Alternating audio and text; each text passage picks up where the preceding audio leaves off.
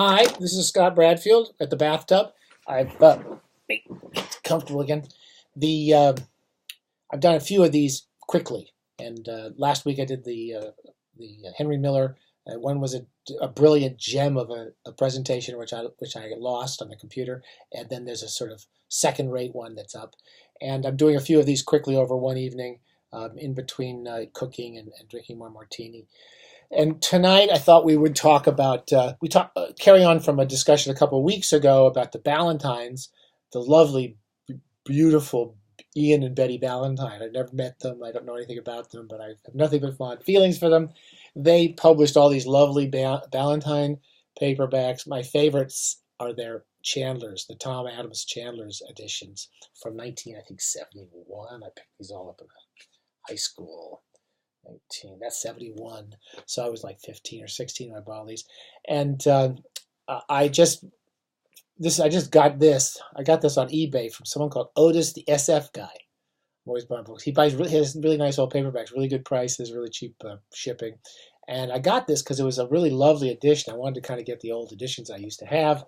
I've already shown you from a couple weeks ago, The Long Goodbye, the best, one of the greatest American novels. I love this book, and it's one of the best written novels of all time. A beautiful book, and it's Chandler's far and away his best, which for some reason a lot of Chandler fans don't like it. I haven't figured that out. But anyway, when I got on the occasion of receiving this lovely copy of The High Window to kind of fix up my collection up there, I decided to read it, The High Window.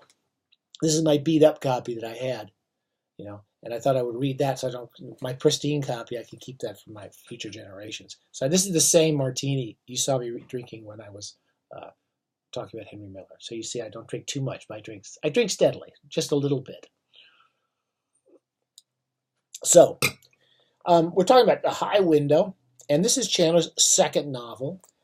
Sometimes I open these notes, I find these little scribbles, which I quite find interesting.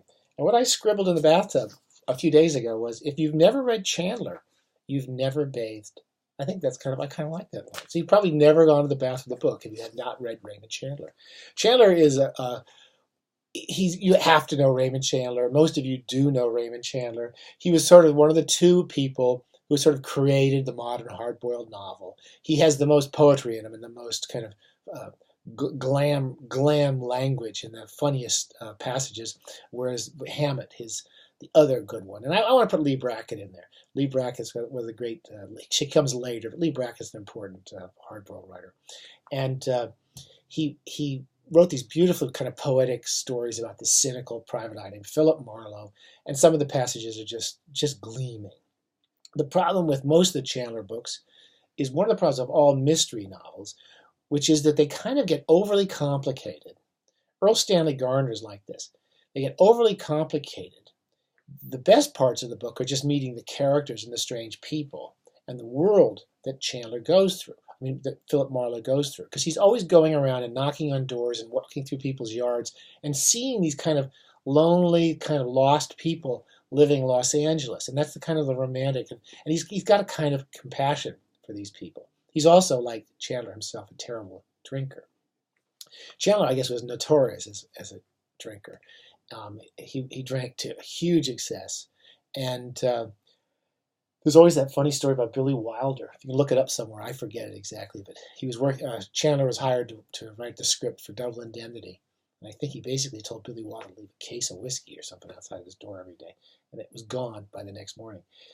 He didn't write a lot of books. He started off writing a lot of stories for Black Mask, and the problem particularly with almost all of his books up until really the Little Sister is pretty good too, is that he took all these short stories that he wrote for Black Mask and he kind of sewed them together.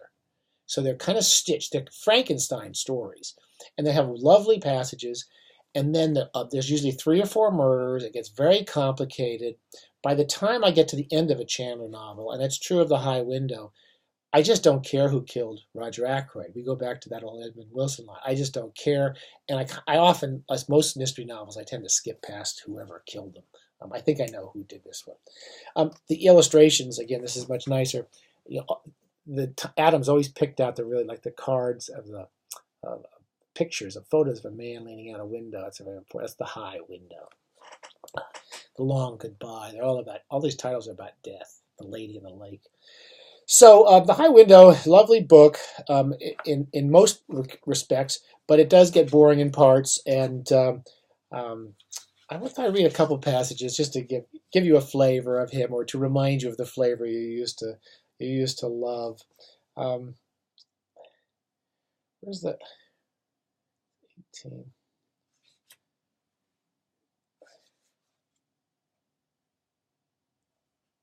Oh my gosh, I can't find anything, can I? Here it is. So the one of the clients comes into Marlowe's house. He's been hired by this woman to find a gold doubloon. It's the Maltese Falcon gimmick for the High Window. He's got to find some rare coin, and the son comes following after him. And as the son comes into the office, it's a nice little gimmick. Marlowe sees his office through this kid's eyes. I turned my pad face down on the desk and went over to see who it was.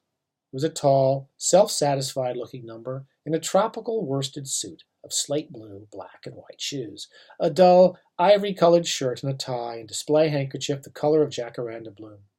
He was holding a long black cigarette holder and a peeled back white pigskin glove, and he was wrinkling his nose at the dead magazines on the library table, and the chairs, and the rusty floor covering, and the general air of not much money being made. This is a great line.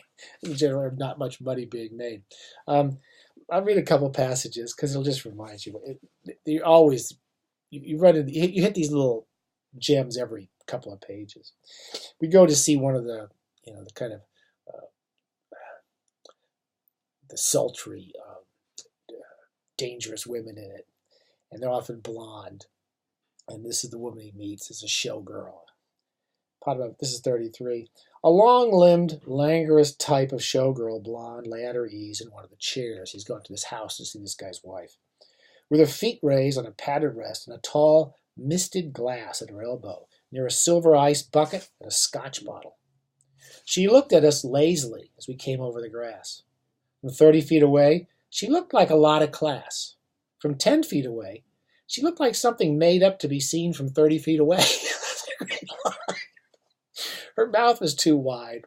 Her eyes were too blue. Her makeup was too vivid. The thin arch of her eyebrows was almost fantastic in its curve and spread, and the mascara was so thick on her eyelashes that they looked like miniature iron railings. She wore white duck slacks, blue and white open-toed sandals over bare feet, and crimson toenails, a white silk blouse, and a necklace of green stones that were not square-cut emeralds. Her hair was as artificial as a nightclub lobby. Those were those Chandler-esque metaphors. In fact, when I was reading this, it reminds me of another terrible drinker who kept rewriting his own work, which was Faulkner. If you go back and read all those Faulkner stories from the 30s and the 40s, there's amazing stories, and some of those early novels. And then he started stitching together a lot of those stories into these late novels, the Snopes novels. And they feel that they're actually worse than the Chandler books, but they feel that same Frankenstein kind of stitched together quality. If you read Faulkner, just read those early stories. There's a couple places I really like. I want to read one more passage. 150. One of the things he does really well. I'm always trying to get my students to look at, when I teach creative writing, trying to get them to see how writers make time happen, how you watch things happen in a story, because my students are often explaining stuff. That's the basic difference between bad writing and good writing. It's the writer lets you hear things, and time is ticking away while you're in the scene. And Chandler does a great thing with the throwaway time, the time when Marlowe is sitting around waiting for things to happen. And there's often some really nice little moments in there. There's a wonderful passage at the top of it where he goes to the house and he hears this woman. This woman talks to him about the television sitcom and the serial that's on. But then he goes home and says, and just listen to the time passing here. It's a lovely little bit. The office was empty. I unlocked my inner room and threw the windows up and sat down. Another day drawing to its end, the air dull and tired, the heavy growl of homing traffic on the boulevard, and Marlowe in his office nibbling a drink and sorting the day's mail. 4 ads, 2 bills, a handsome colored postcard from a hotel in Santa Rosa where I had stayed 4 days last year, working on a case, a long, badly typed letter from a man named Peabody in Sausalito, the general and slightly cloudy drift of which was that a sample of the handwriting of a suspected person would, when exposed to the searching Peabody examination, reveal the inner emotional characteristics of the individual, classified according to both the Freudian and Jung systems. There was a stamped, addressed envelope inside. As I tore the stamp off and threw the letter and envelope away, I had a vision of a pathetic old rooster in long hair, black felt hat, and black bow tie, rocking on a rickety porch in front of a lettered window, with the smell of ham hocks and cabbage coming out of the door at his elbow. Marlowe's always feeling bad about people. He's sensitive to the lost souls of the world, like himself. I sighed, retrieved the envelope, wrote its name and address on a fresh one, folded a dollar bill into a sheet of paper and wrote on it, "This is positively the last contribution." I signed my name, sealed the envelope, stuck a stamp on it, and poured another drink. I filled and lit my pipe and sat there smoking. Nobody came in. Nobody called. Nothing happened. Nobody cared whether I died or went to El Paso. So he does the kind of dead times in the Marlowe books, particularly those are some of the best parts. So down the line, we're going to read my favorite noir novel, Long Goodbye. I think the Little Sister's almost as good, and we'll do some Marlowe down the road. Most of you have read some Marlowe. They tend to give you The Big Sleep. Again, whatever they give you is the big one is usually wrong. So The Big Sleep is, again, good stuff in it. The High Window is better. And The Big Sleep is just tied up in knots. It's got so many different stories tied together in it. Lee Brackett worked on the script for that. She wrote some wonderful stuff for that movie. So we'll talk soon. I'm gonna be off for a few weeks. I'm gonna be playing some of these old ones, and we'll talk to you in the bathtub or from the bathtub soon. Oh, one last thing. So we're still doing the international. It's called the International Bathing Society.